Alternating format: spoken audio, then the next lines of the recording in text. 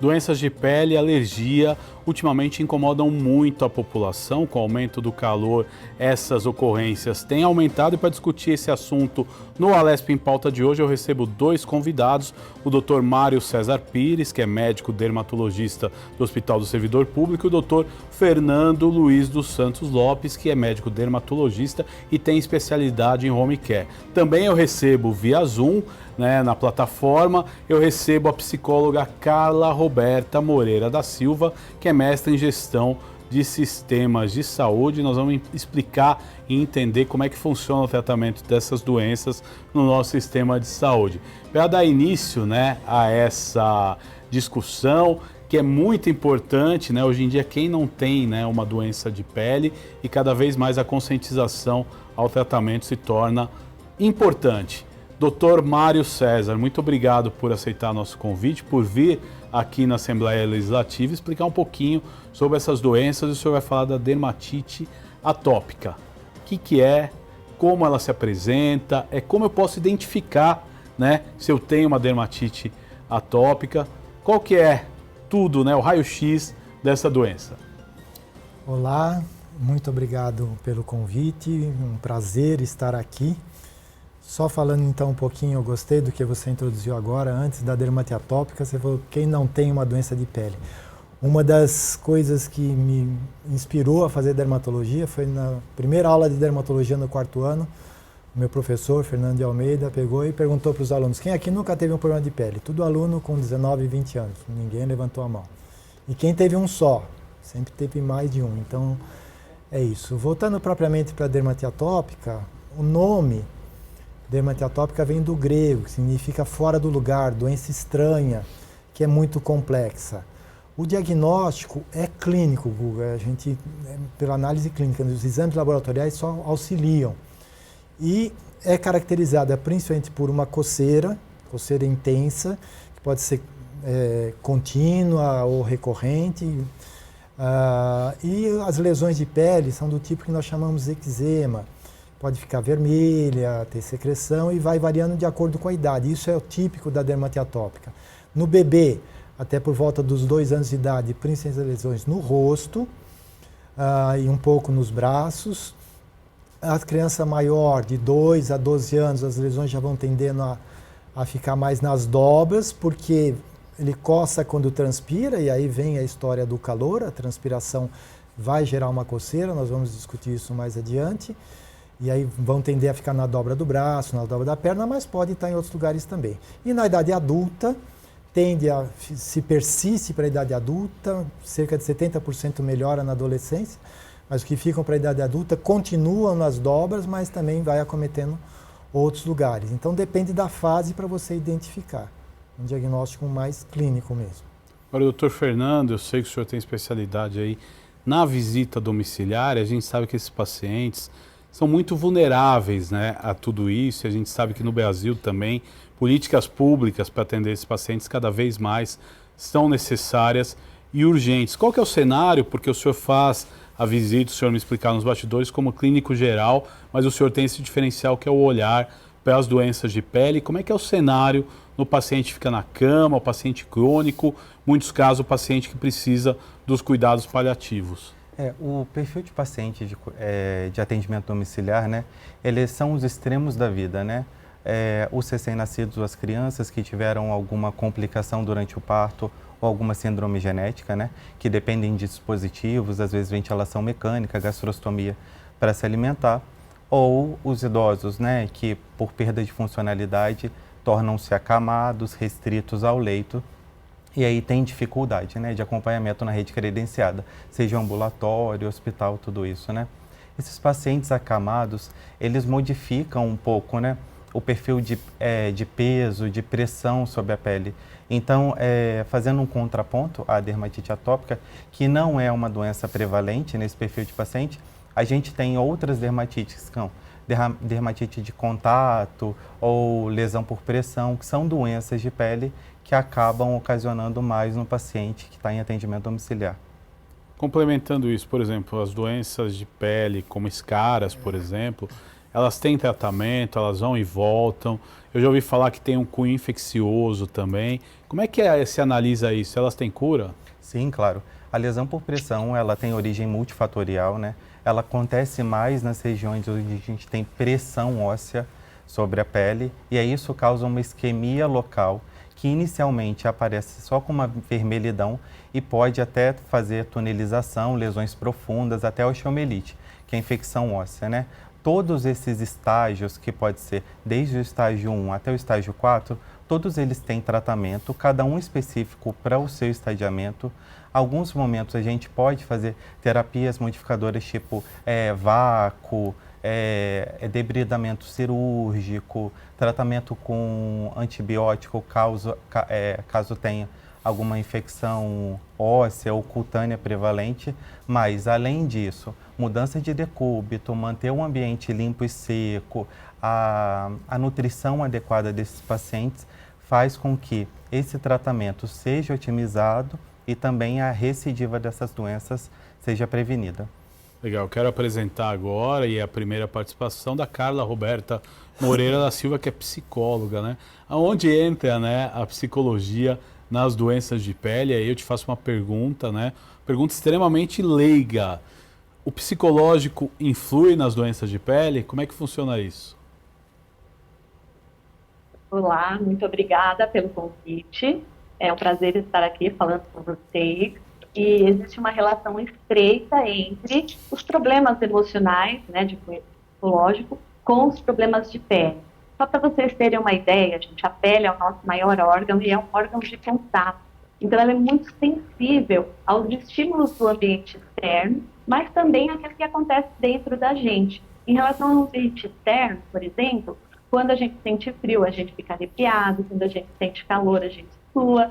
E quando a gente é acometido por situações crônicas de estresse, ansiedade, depressão, a pele costuma responder, costuma manifestar sintomas. E, de acordo com a Sociedade Brasileira de Dermatologia, cerca de 30% a 50% dos problemas dermatológicos tem também uma relação aí com os problemas psicológicos, transtornos psiquiátricos, enfim. Legal, importante a gente trazer esse dado para o nosso telespectador. E aí eu vou uma pergunta que é importante, acho que os dois podem dar o seu complemento, né? O calor, ele atrapalha, ele faz com que essas doenças evoluam? A gente conversava nos bastidores, eu já ouvi sim e não. E aí eu quero entender, né, esse limiar aí. Primeiro, o doutor Mário. Ótima pergunta, né? O atópico, ele tem vários fatores encadeantes. Como eu falei, é uma doença complexa. Ele pode piorar em qualquer época do ano. O calor, sim, por isso que ele coça quando transpira. Se a gente tem mais calor, você vai transpirar mais. E hoje já está comprovado o porquê disso. Porque o atópico, ainda ontem uma paciente me contou que é exatamente o que acontece com ela, parece que ele transpira menos, porque uma parte desse suor vai para a derme, entra em vez de sair. E aí irrita terminações nervosas que a gente tem na pele e provoca a coceira. Então, são situações que realmente ele pode piorar. No inverno ele vai piorar porque o tempo fica mais seco, ele usa mais roupa que pode irritar a pele, coisas assim, banho mais quente, demorado, que também prejudica. E o estresse entra nisso também. Foi ótimo o que a Carla falou. Eu trabalho com psicólogos, orientei um mestrado de uma psicóloga, que ela viu os índices de ansiedade e depressão em pacientes com dermatite atópica. Ansiedade foi 96%, Carla, muita gente. Depressão, 60%. Está publicado na revista da Sociedade mesmo esse trabalho. E então, são várias coisas. Não dá para você... Não é que o calor, lógico, o calor é muito importante, sem dúvida. Mas não dá para você dizer, olha, é só o calor, no inverno ele vai melhorar. Pelo contrário, ele também pode piorar. E esse grau de piora no calor varia de paciente para paciente, mas todos os atópicos vão reclamar para você, olha, se eu transpiro muito eu começo a coçar. Então, ele está lá na academia, está transpirando, vai coçar, tal. Agora, só deixar bem claro aqui, não estamos falando de sol. Sol, para atópico, para algumas dermatites, ele é tratamento, a gente faz até fototerapia. É a transpiração que é o problema, então não é exatamente a questão de tomar ou não sol. Obviamente, se você tomar muito sol ficar muito transpirando, você vai acabar coçando porque ficou muito tempo no sol. Agora, muito legal, né, cara? Essa interação tem, eu trabalho com essa parte, a pele mostra a gente para o mundo exterior. E são derivadas embriologicamente do mesmo lugar. Então, toda doença de pele, eu acho, piora com o emocional. E o emocional piora quase todas as doenças de pele. Vitiligo, psoríase, dermatite atópica, líquen plano e por aí afora. Até o câncer de pele tem uma relação também com o sol, tudo, mas o estresse também vai influenciar sim. Muito obrigado pela pergunta. Agora, doutor Fernando, importante a gente vou ir para o seu lado, né, as visitas que você faz. Os seus doentes, eles pioram muito com calor, eles têm uma chance maior de desenvolver vários tipos, né, de lesões pela questão do calor. Como é que você analisa esse cenário? O problema não está na estação, né, mas sim nas complicações que elas trazem para o nosso organismo. No domicílio a gente sempre orienta a manter o clima mais fresco e ameno possível, né? Sempre controlando com ventilador, ar-condicionado, quando essa é uma possibilidade para o paciente e para a família. O suor, como o Dr. Mário falou, ele é prejudicial, né? Porque ele é uma forma do nosso corpo controlar a temperatura, mas ele traz prejuízos aí à nossa pele, né? Estimulando o prurido, também estimula infecções fúngicas, quando a gente não tem controle adequado da umidade. Então, tudo isso afeta a nossa pele, inclusive do paciente acamado. E aí, Carla, é muito interessante a gente conversar sobre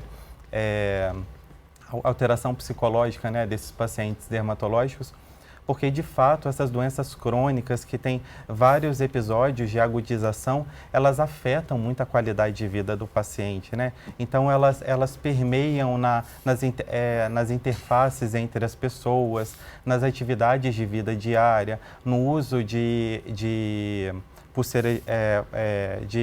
roupas ou alguns objetos que podem prejudicar e piorar essas agudizações. Então é muito interessante que quando o profissional acompanha esse paciente, ele sempre faça uma avaliação da qualidade de vida e sempre que necessário fazer essa intervenção multidisciplinar, não só com a psicologia, mas nutrição, o que for mais adequado para cada caso de paciente. Agora, é importantíssimo nessa ação multidisciplinar, como o doutor encaminhou, e é importante a gente conversar com a Carla, né? Eu vendo os doutores falar, eu vejo que você concordava com bastante coisa, né? Então é importante você dar o seu apontamento também. Sim, eu acho importante também, né, complementando aí o que os doutores disseram, enfatizar para as pessoas que estão ouvindo, porque às vezes elas se preocupam. Poxa, então eu sou uma pessoa ansiosa, eu vou desenvolver necessariamente um problema de pele? Não necessariamente. E assim, gente, ansiedade, estresse, tristeza, isso faz parte da vida. Nós somos contingentes com os acontecimentos, né? Então tem coisas boas que acontecem e a gente responde emocionalmente a isso. Às vezes coisas ruins acontecem. Esse não é o problema. O que a gente percebe é quando aquela ansiedade já está cronificada. Então, há uma liberação maior de cortisol, adrenalina no organismo. Chega uma hora que o organismo não consegue lidar com isso. Isso pode manifestar sintomas de várias formas, mas na pele é muito comum. E, curioso, via de regra, o paciente não procura o psicólogo, né? Ele procura o dermatologista. Então, é muito importante haver, sim. Pode falar. Não, eu estou aqui ouvindo a tua colocação, pode continuar, pode seguir com a sua linha de raciocínio. É importantíssimo a gente fazer esse link, né, do psicológico com essas doenças. Sim, e até complementando, o impacto social que a pele traz na nossa vida. Gente, a pele é o que se apresenta para o mundo, tem a ver com a nossa aparência, com a autoestima, com autoconceito. Então, essa integração multidisciplinar é extremamente importante. Legal, uma consideração muito importante. Agora eu vou perguntar para os nossos médicos aqui presentes no estúdio, e a questão da hidratação da pele, né? O que isso influi? Quem tem uma pele mais hidratada, quem cuida da hidratação corretamente, ele vai ter uma pele melhor. E aí eu lhe pergunto, não só em questão das doenças, também previne o envelhecimento da pele. Como é que vocês analisam essa questão? Vou começar agora com o Dr. Fernando. Ah, claro. A hidratação ela começa desde o momento da limpeza, né? O banho na temperatura adequada, então fria e morna, já diminui um pouco da perda da gordura da pele, né? Que faz a proteção dela. O uso de sabonetes neutros, né? Ou loções de limpeza menos abrasivas também protegem a hidratação natural da pele. Então, até o momento, a gente está falando da hidratação natural. Complementando com hidratantes de uso corporal ou facial, primariamente, eles devem ser utilizados após o banho, ainda com a pele um pouco úmida, que aumenta a absorção.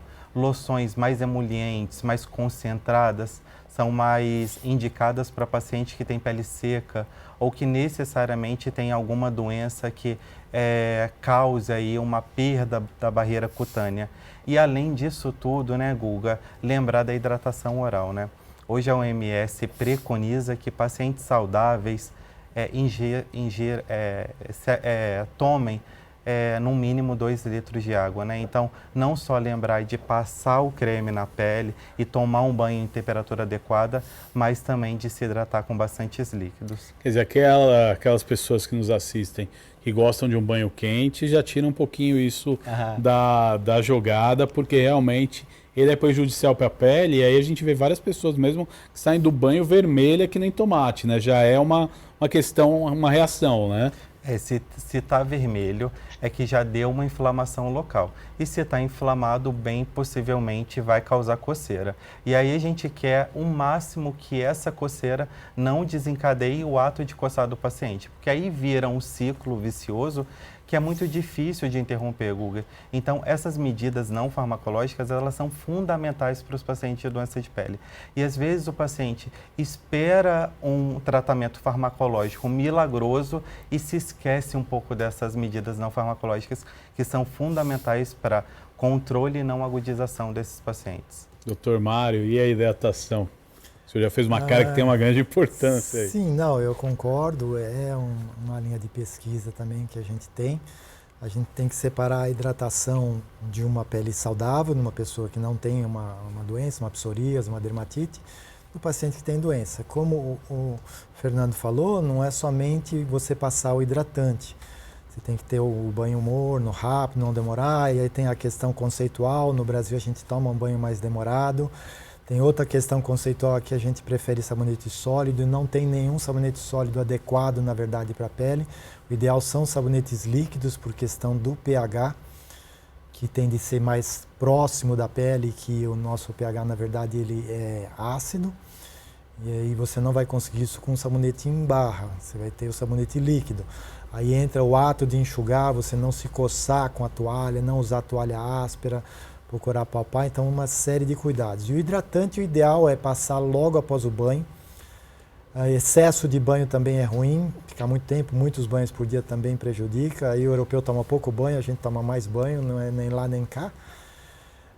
Porque quando você está tomando banho, você está hidratando a pele, a água está entrando. Aí acabou o banho, o organismo entende, está muito molhado e aumenta a perda de água. Então ali é o momento ideal para você já passar o hidratante, e mesmo a pessoa sem doença vai ter uma coceira nas pernas, aí principalmente nos meses mais de inverno. E não esquecendo também a hidratação oral, principalmente idosos, crianças, aí tudo tem que lembrar de tomar água também. Agora você tocou no ponto do envelhecimento.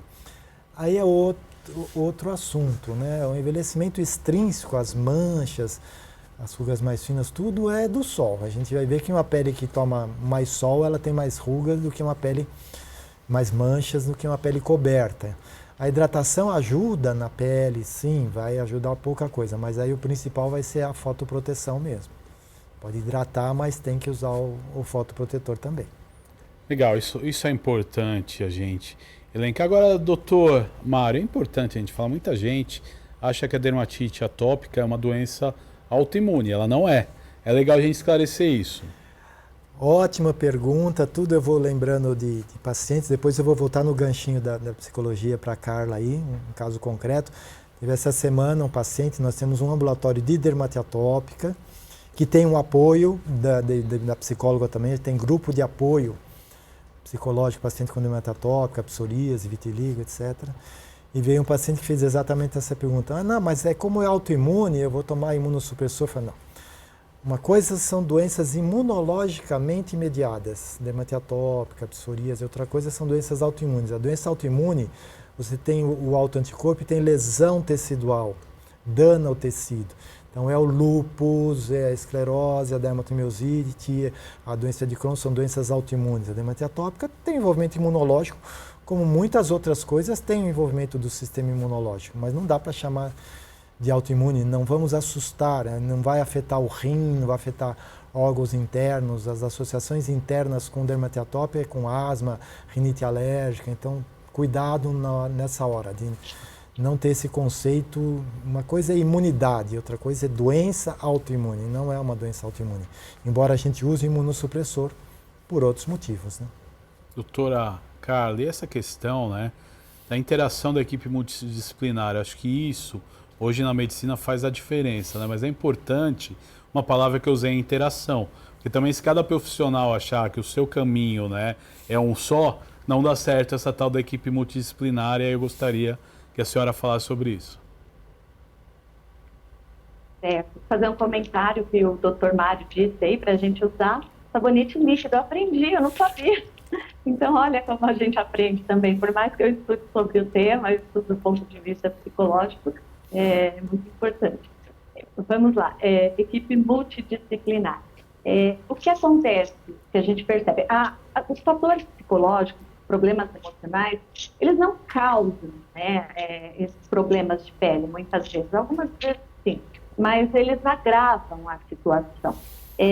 Atendendo, eu tenho experiência, né, na área clínica, atendendo pacientes com transtorno de ansiedade generalizada, toque, transtorno de ansiedade social, transtorno depressivo maior. O que eu percebo? Que quando essas pessoas estão numa crise, estão psicologicamente mais afetadas pelo problema psicológico, essas situações de pele pioram. Atendendo pacientes com psoríase, por exemplo, é muito observável, é muito notório que piora quando eles estão em crise. E eles não fazem associação entre os problemas emocionais e os problemas de pele. Então, a gente precisa psicoeducar nesse sentido, melhorar a qualidade de vida. E muitas vezes, quem vai perceber isso, propõe um tratamento, um medicamento, não melhora, propõe outro medicamento, não melhora. Poxa, será que não tem aí um viés psicológico? Muitas vezes é o dermatologista mesmo, mas já aconteceram casos que eu encaminhei paciente para o dermatologista, porque são casos de escoriações, né, a pessoa fica ansiosa, deprimida, e ela causa lesões, mas não tem a ver com a dermatite atópica. Doutor Mário. Só complementando, como a Carla falou, a causa é genética e os fatores são todos desencadeantes, agravantes. E essa semana também, eu vou falando os casos mais recentes, mas eu tenho vários, um rapaz que está tomando imunossupressor, aliás, e piorou muito, veio muito ruim. Então a gente faz a consulta, a gente orienta, e eu troquei de medicação, depois ele vai para a colega psicóloga e no final do ambulatório a gente faz uma reunião para discutir os casos e tal. E aí, para o médico, muitas vezes, Guga, o paciente ele não fala as coisas totalmente, principalmente essas questões mais íntimas, mais do emocional, psicológico. Aí para a psicóloga ele falou mais detalhes. Ele é separado, a ex-esposa está com câncer de mama, aí ele está com a responsabilidade que não pode falhar na pensão, ele está para perder o emprego.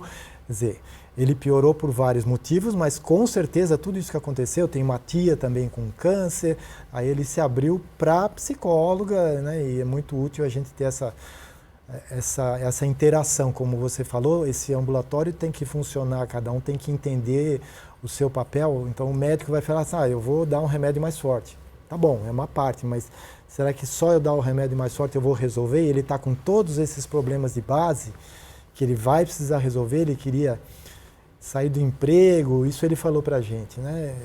Que ele está insatisfeito, mas você vai viver do quê? Você tem filho, tem pensão para pagar.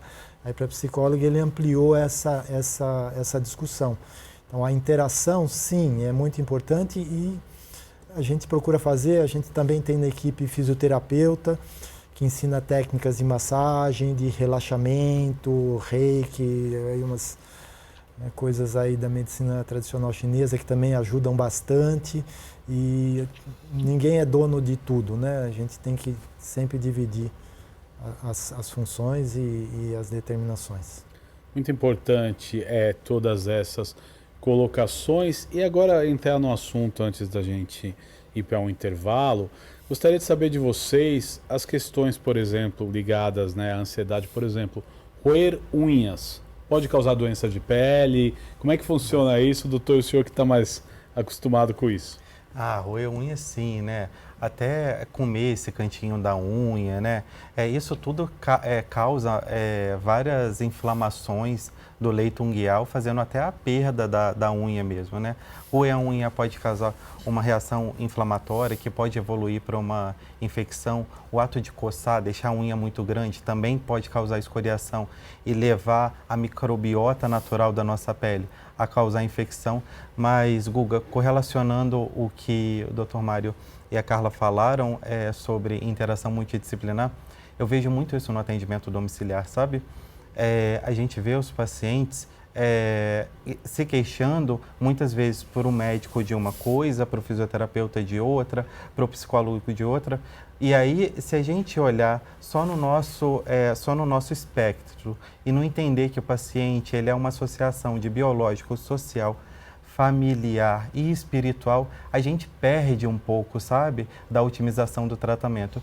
Então, é muito bom que não só a gente encaminhe para o colega psicólogo, fisioterapeuta, mas que a gente faça esse contato telefônico para que eles nos liguem quando o paciente estiver em algum período de agudização, para a gente, de fato, manter uma relação que beneficie a melhora do paciente, sabe? Acho que isso é muito importante, queria complementar aí na contribuição de vocês. Importante, as colocações, nós vamos para um rápido intervalo nesse Alesp em Pauta e já a gente volta falando muito mais das doenças de pele, como o calor, como o emocional interfere em tudo isso. É rapidinho, a gente vai e volta.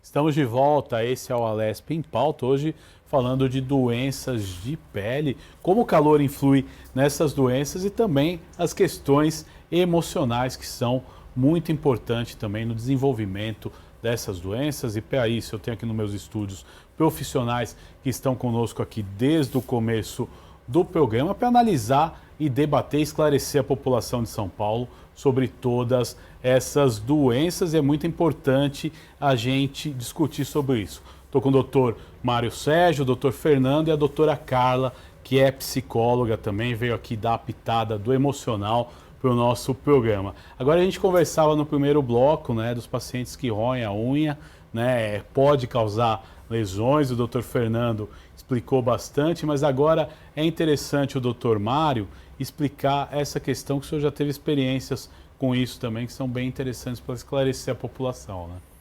Dessa questão de roer a unha, de lesões... Exato, que o senhor me comentava nos bastidores. Sim, exatamente. Né? Não, existem casos em que aí a origem realmente é toda psicológica, o paciente esconde que está fazendo aquilo, ele está se machucando, está cutucando uma lesão, ele fala, não, eu não mexo.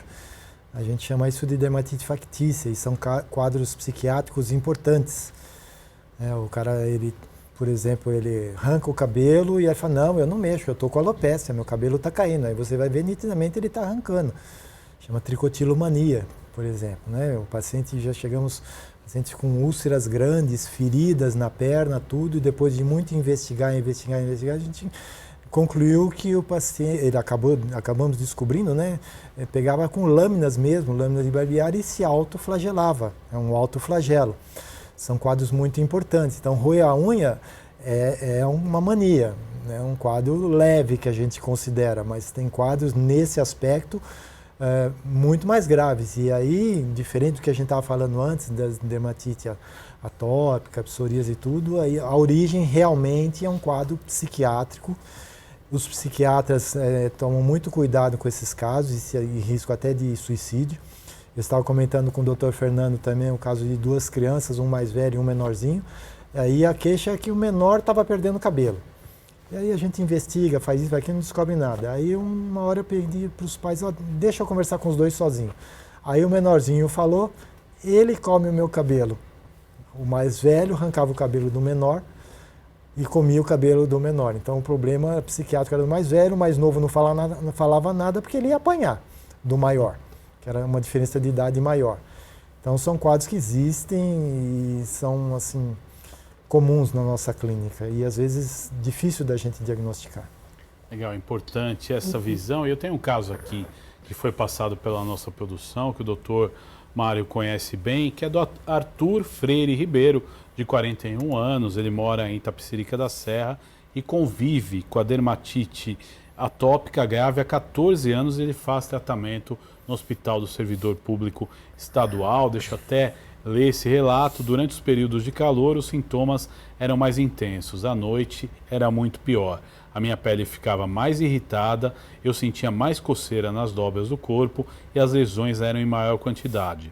Os incômodos atrapalhavam na hora de dormir, o que afetava o meu desempenho na vida pessoal e principalmente profissional. Naquele período, tive que faltar diversas vezes no trabalho, pois durante as crises os machucados sangravam, doíam, manchavam a roupa. Essa situação era constrangedora, pois as feridas surgiam no rosto, no pescoço e nos braços e eram mal cheirosas devido às bactérias presentes na pele, o que impactavam na minha autoestima.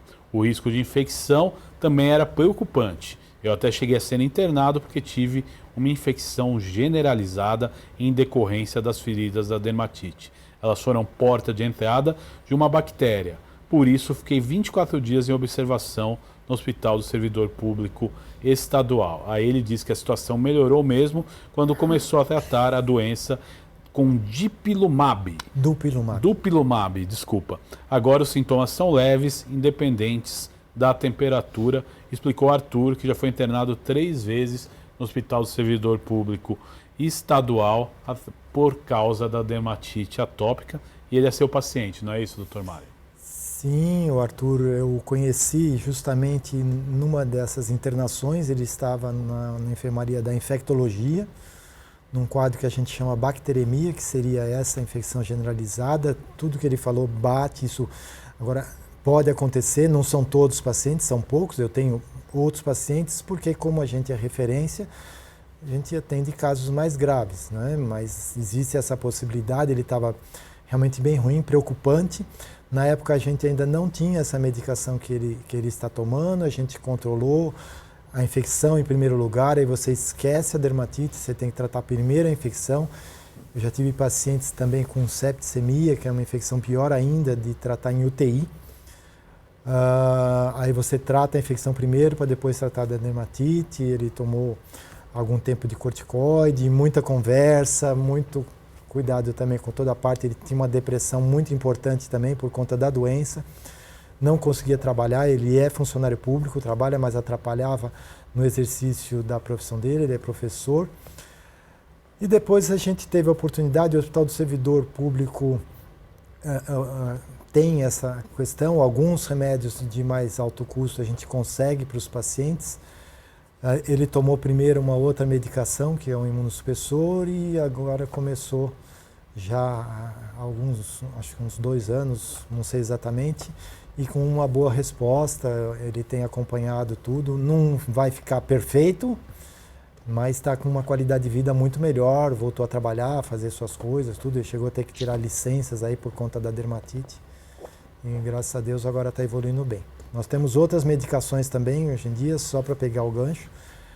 O dupilumab é uma delas, mas nós temos uma outra categoria que a gente chama de inibidores de JAK, que temos experiência também tem uma boa resposta. E o tratamento tem evoluído bem, satisfatoriamente.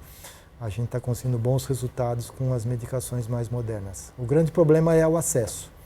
São medicações de alto São custo. caras, de alto custo, né? E aí esperamos que os nossos legisladores aí tudo consigam envidar esforços para conseguir melhorar o acesso dessas medicações. Já está melhorando. Hoje em dia, o Dupilumab já está no rol da ANS para pacientes de convênio que tenham tomado imunossupressor antes, a gente já consegue. E a outra categoria, que são as medicações que são por via oral, a gente chama inibidores de JAK, JAK, também tem uma perspectiva de logo a gente ter um maior acesso. Estamos Legal. ansiosos. É muito importante nessa colocação e o acesso realmente às medicações. Isso é uma necessidade e a Assembleia Legislativa debate sempre, né, sobre isso, políticas públicas que aumentem esse acesso, que é importantíssimo. Eu vou voltar agora para a Carla e falar um pouco da questão psicológica, Carla, e me veio 2 assuntos aí com os comentários do Dr. Fernando, do Dr. Mário também. Como no seu consultório chegam, que nem ele contou, dos 2 irmãos, né, que os pais achavam que era perda de cabelo. Como é que você consegue desvendar esses mistérios, né, no seu consultório? Porque às vezes essa reclamação pode chegar no seu consultório e às vezes o pai fala, cai o cabelo do meu filho, né? E às vezes tem toda uma história por trás. Como é que a psicologia consegue desvendar isso? Muito boa pergunta, e eu também já tinha até feito uma anotação aqui para eu comentar, né, o que o Dr. Mário falou sobre as manias dos hábitos. Realmente nós somos seres de hábitos e muitas vezes o paciente não omite porque ele quer, ele omite porque ele não sabe, ele não se dá conta. Imagina uma pessoa que ela faz, né, o transtorno de escoriação, por exemplo, ela faz as feridas na pele, às vezes com pinça, com a mão, com a unha, e você vê que aquelas lesões aparecem mais onde as mãos alcançam. E ela não se dá conta, porque ela está acostumada. E aí, quando você observa, você pergunta, o que é isso? A pessoa, é porque eu cutuquei, é porque eu fiz assim, mas aí você vê a quantidade, e nem sempre ela está com uma roupa que permite que você visualize, né? Eu lembro de uma situação que eu estava atendendo uma paciente, e agora, por conta da tecnologia, a gente atende online também. E aí fica mais difícil perceber, por isso que eu até coloquei algumas perguntas relacionadas na própria anamnese para fazer a avaliação psicológica. Mas foi muito interessante, porque ela estava no apartamento e tocou o interfone. Ela era outono, se não me engano, e ela estava com uma manga de meia manga e com short. Quando ela levantou para atender, eu vi a perna dela cheia de lesões. E aí eu perguntei, eu não tinha como saber. Ela não trouxe essa questão, né, como demanda, ela trouxe ansiedade. E aí a gente conversou, tal, e eu comecei a investigar, e óbvio que encaminhei também para o dermatologista. Mas é muito na observação, no exame do estado psíquico, do estado físico, e observamente está sendo apresentado ali, porque muitas vezes a pessoa não verbaliza. Agora, doutor Fernando, o senhor, né, que tem essa expertise de atender pacientes acamados, pacientes em casa, eu acredito que seja muito complexo o senhor chegar na parte psicológica, né? Porque o senhor vai lá, faz a sua análise, né, das questões, né, de contato, feridas e tudo mais, mas esses pacientes também têm questões psicológicas que podem influir na pele deles no dia a dia, né? Como é que é esse cenário? Sim, quando o paciente tem interação, a gente sempre estimula um ambiente que ele possa compartilhar com a gente, e nem sempre o médico é o principal ponto de contato do paciente, né? Às vezes ele se afeiçoa a algum outro profissional e aí a gente deixa esse profissional centralizando essas demandas do paciente, mas toda a equipe vai tratando isso de forma multidisciplinar ou transdisciplinar, né? Onde cada um sabe a responsabilidade do outro, mas as responsabilidades vão se entremeando. Quando o paciente não tem interação, a gente utiliza muito o artifício da família, né? Da família falar como o paciente se apresentou no período, ou quais são as principais demandas que o paciente apresentou, sejam elas dermatológicas, clínicas ou psicológicas, e aí a gente consegue abordar isso. Que aí a gente não trata só o paciente, né? A gente trata o binômio, que é o paciente e a família no domicílio, que aí é um pouco do que a Carla está falando. Às vezes a gente tem que ampliar um pouco o olhar, né? Dar um passo para trás para olhar o paciente e o local como um todo. Eu tive um professor de dermatologia que ele brincava que se da entrada do paciente do consultório até ele sentar, se a lesão fosse visível e a gente não fizesse pelo menos um diagnóstico principal e 2 diagnósticos diferenciais, pelo menos a gente ia esperar 1 mês para diagnosticar esse paciente. Porque, de fato, as doenças dermatológicas, elas são bem visuais, né, doutor Mário? Elas são bem iconográficas. Aí é quando a gente amplia para a questão psicológica, a gente precisa de um acompanhamento. Nem sempre o paciente vai conseguir contar isso tudo para a gente. Então, é ampliar o olhar e utilizar outros artifícios, principalmente o contexto da família e o relato da equipe multidisciplinar. Interessante. Agora, doutora Carla, outra coisa interessante durante a nossa conversa que eu acho legal a gente tomar, que todos nós, né, estamos aqui um jornalista gravando um programa, 2 médicos, uma psicóloga, mas a gente tem uma vida lá fora. E aí o paciente ele chega no médico com um sintoma e o médico tem que ir lá dar o diagnóstico clínico e tal. Mas foi o que o doutor explicou, o cara estava com a tia doente, com a mulher passando por uma dificuldade, com medo de perder o emprego, vários fatores que ninguém tem o costume de chegar numa consulta médica clínica e abrir tudo isso, né? Você imagina, você chega lá, doutor, sabe o que aconteceu? Aí você fica, né, o tempo todo.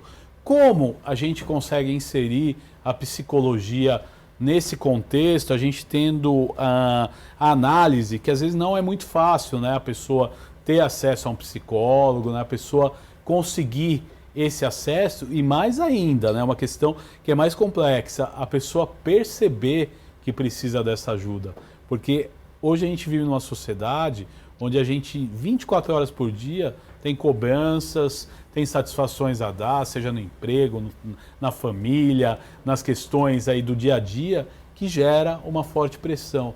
E aí eu te pergunto, como lidar com tudo isso? Então vamos lá. É muito importante tocar nesse assunto, porque isso tem a ver até com as gerações, né? As pessoas mais velhas normalmente têm mais resistência de procurar ajuda psicológica, porque elas veem isso como vulnerabilidade, e elas não querem ser fragilizadas, enfim, não querem se mostrar dessa forma.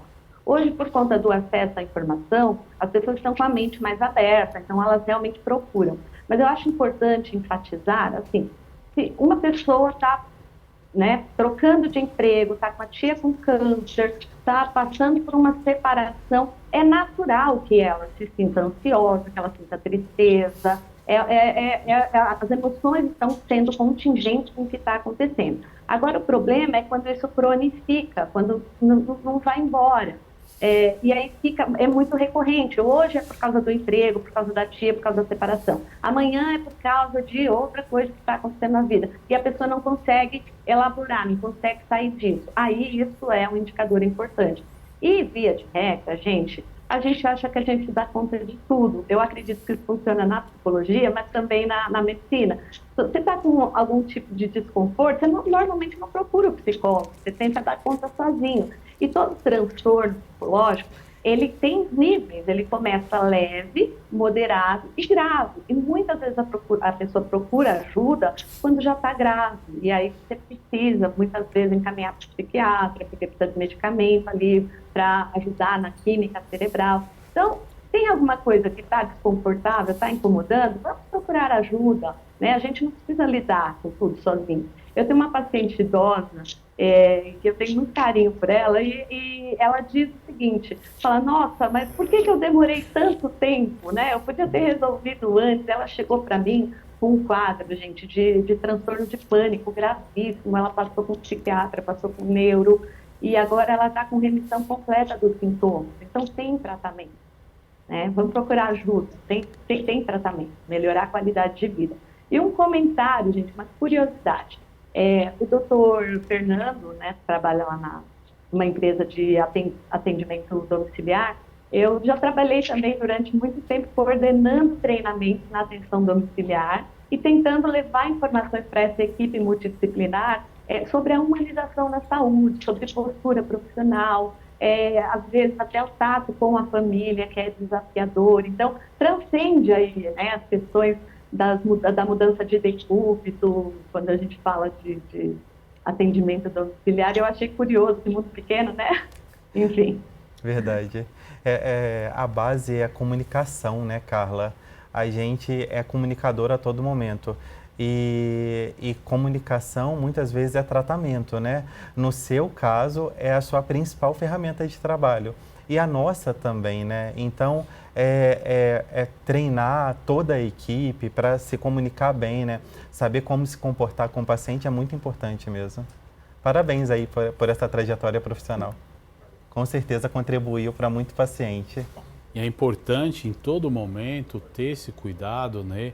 E ter essa autocrítica, né? Saber que você lida com pessoas, né? Sim. E a comunicação é importantíssima, a humanização também é muito importante. E hoje a gente depende aí de profissionais que atuam nesse ramo. E todos eles têm que ter a humanização em primeiro lugar. E eu acho que isso é um desafio que empresas como a sua, como que a doutora faz treinamento, enfrentam hoje, né? Porque você lida com o ser humano, mas você lida com uma coisa mais séria, que é a vida, né? Então é muito importante essa conscientização. Agora, doutor Mário, um negócio que aparece muito quando você fala de questão de pele, as pessoas ficam com medo. Ah, é contagioso, eu vou pegar aquilo, meu Deus do céu. E a pessoa não sabe nem o que é e já fica nessa história do contagioso. Alergia passa, doutor? Não. Ótima pergunta. Realmente é um receio, os pacientes sempre perguntam isso pra gente, mas isso pega, principalmente quando criança. E aí entra a questão de educação, eu acho que está sendo muito importante a nossa conversa para esclarecer isso. Eu já tive mais de um caso que eu tive que fazer ao contrário. Em vez de você dar um atestado para a criança não ir à escola, eu tive que dar para ela poder ir. Porque a professora fala, não, sua pele está toda ruim, tudo, você não pode vir na aula. E mesmo no nível médico, às vezes a gente vai fazer uma interconsulta, o paciente está internado com um quadro de pele isolado.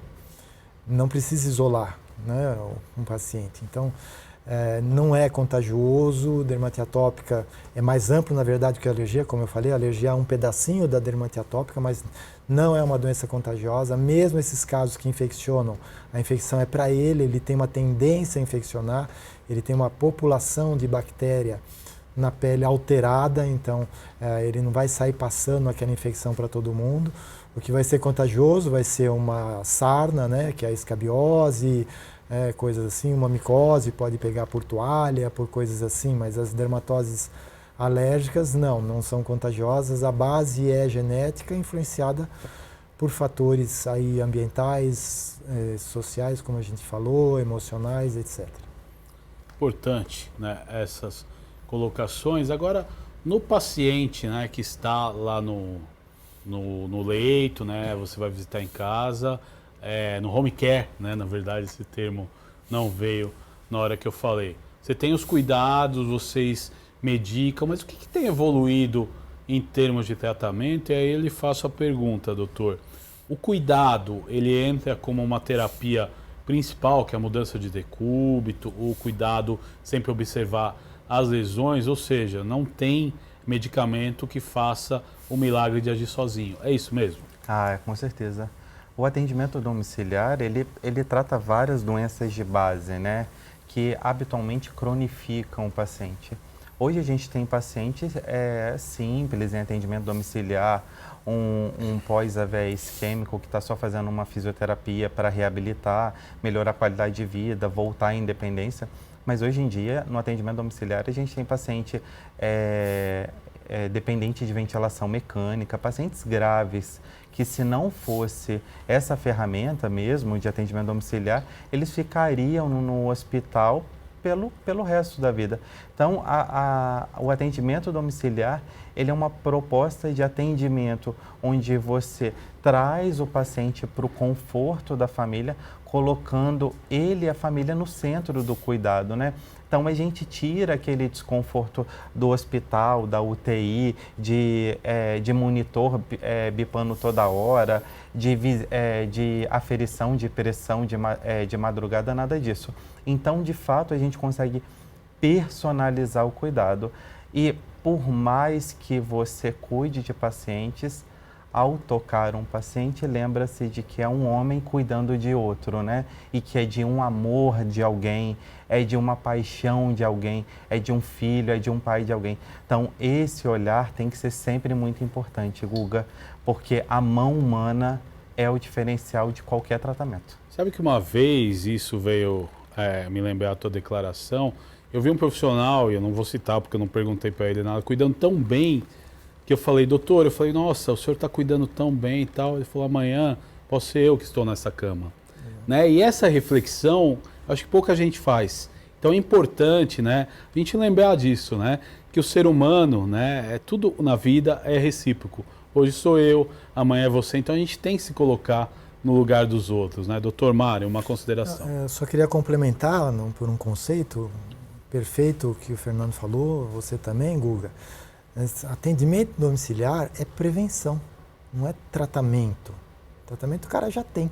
É tudo o que ele falou, você vai prevenir que esse cara vá para uma UTI, para um hospital. Por que os convênios hoje em dia e o próprio SUS a gente tem, onde eu trabalho a gente faz isso, o servidor tem atendimento domiciliar, é para evitar, na verdade, você está economizando. Gera economia de custos para a saúde, isso é importante. Você está tirando esse cara não é economia hospital. Errada, não é, eu vou cortar e se vire, não. A Carla sabe muito bem disso, você botou um cara dentro de um hospital, ele está deprimido. Lógico, está preso num quarto, sai do convívio da família, tudo. Isso gera o quê? Também depressão física, propensão à infecção. Por que você tem muito mais infecção dentro do hospital? Você tem uma população de bactérias diferente e você tem um hospedeiro, um paciente já propenso a pegar a infecção. Então, tudo que eu puder fazer para esse cara não chegar no hospital, melhor. Eu atendo uma paciente em casa com úlcera, uma osteomielite, alguma coisa assim, e o convênio paga lá um enfermeiro que vai todo dia fazer os curativos para ela. Ah, mas é caro, usa curativo oclusivo, não sei o quê. É muito melhor do que essa paciente fazer osteomielite, internar e ir para uma UTI, como ela já teve que fazer. Então, é melhor. Assistência domiciliária, eu acho que é um termo mais adequado, é prevenção. E é muito inteligente, a gente tem que incentivar esse tipo de cuidado, em todos os níveis. Exato, é importantíssimo esse relato. Eu quero opinião sobre isso, já que a gente entrou nesse assunto. O tema é pele, mas eu quero a opinião da Carla, que também organiza treinamentos e gestão em relação a isso. Complementando, né, o que o Dr. Mário disse, gente, prevenção em saúde é a palavra-chave da saúde. Se a gente prevenir, a gente evita muito problema lá na frente. Eu acho que independente da área onde a gente atua, né? E humanização, é um ser humano cuidando de outro ser humano, como disse o Dr. Fernando. A gente não esquecer o nosso papel ali. Às vezes a gente banaliza a nossa ação, né? Está cansado, está estressado também. Nós também, né, temos ansiedade, estresse, nós também ficamos cansados. Mas se você se propõe a fazer algo, procure fazer bem feito, o mais bem feito possível. Não é só sobre o outro, é sobre você também, você está em paz consigo mesmo, enfim. Legal, Carla.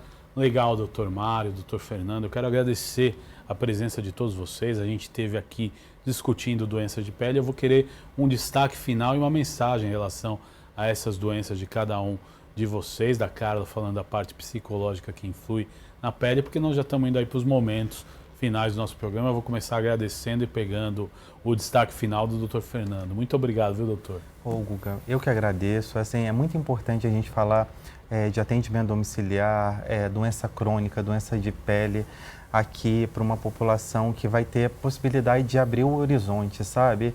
É importante a gente pensar que o paciente vai estar no centro do cuidado, independente onde ele esteja.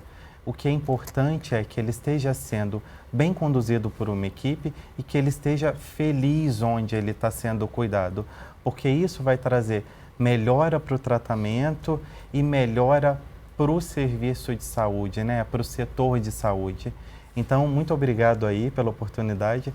Foi um prazer compartilhar essa mesa com esses dois especialistas aí, super ponta firmes, viu? Muito obrigado. Nós que agradecemos aí toda a colaboração e a possibilidade de vocês vir até aqui ao estúdio da Rede Alesp para dar esse esclarecimento para a população, que é importantíssimo. Doutor Mário, mesma coisa, muito obrigado e uma consideração final.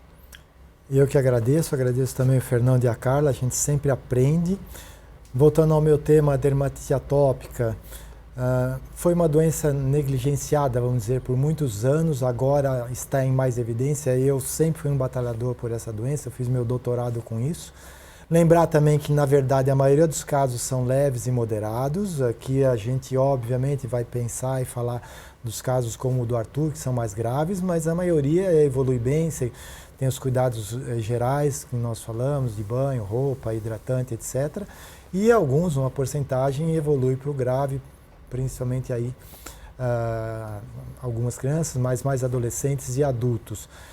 Tem o que se fazer, eu acho que tem assistência, tem que procurar o dermatologista, os alergistas também cuidam de dermatite atópica, os casos mais leves, os pediatras também têm condições. Eu acho que foi muito bom, eu agradeço muito pela oportunidade, eu luto muito pelo bem-estar dos pacientes com essas doenças de pele e isso aqui foi uma grande oportunidade. Eu tenho só uma colocação mais a fazer, um dos remédios já está aprovado pela Conitec, mas no estado de São Paulo ainda não padronizou, que é a ciclosporina, e aí é uma queixa que eu faço, porque que o estado de São Paulo até agora o nosso paciente paga R$500, R$600 pela ciclosporina e para dermatite atópica a gente ainda não tem disponível.